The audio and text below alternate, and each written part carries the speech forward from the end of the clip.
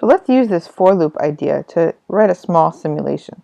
Suppose that what I want to do is repeatedly draw 10 random normals from the standard normal distribution and record their mean. And maybe I want to do that 50 times. So how would I do that? Well, I want to do it 50 times. So if I set it up this way, the number of object I will first be equal to 1, then 2, etc., all the way up to 50. So I'll have 50 repetitions, which is what I want. And each time I go through the for loop, I said that I wanted to draw 10 random normals. And this line right here will do that. And I want to take the mean of those 10 random normals. Well, that's great, but if I run this command,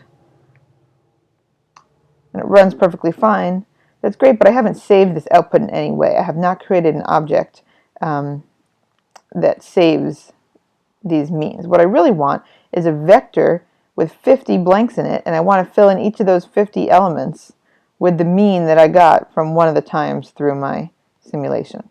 So the way I do that is I create what's called a storage vector. You don't have to call it storage. There's lots of different names you could give it. Call it whatever you want. I want to make that storage vector into the blank symbol, the NA symbol, 50 times. Let's run that and look at it. That's just 50 NAs.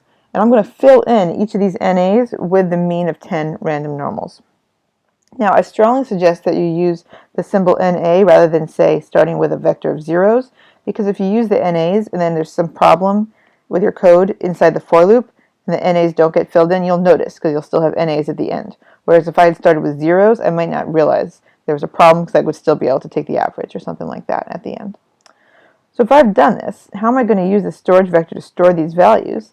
If I say that the mean of those 10 normals should be stored in the ith element of storage, then what's going to happen is every time I go through this loop, R is going to draw 10 normals, take the mean of them, and store it in the next element of this storage vector. So for example, what if I just explicitly set I equal to 1, and then run this line right here. Let's print out storage again. Only the first element of storage was filled in. If I explicitly let I equal to 2, and then I run only this line, now the first 2 elements of storage are filled in, etc. That's what's happening as I let I go from 1 to 50. If I run this right here and print out storage, now all 50 numbers are filled in. Of course, what I should really do is start with a seed so that I get the same numbers every time. Okay? And what I want to do at the end is summarize storage in some way. Maybe I want to make a histogram of storage. There we go. And there's my simulation. Now, one thing just to point out to relate this to the concepts we've been discussing, this histogram of the means of 10 standard normals is centered around 0, just like the standard normal, so that makes sense. And you can see that the variance is less than 1.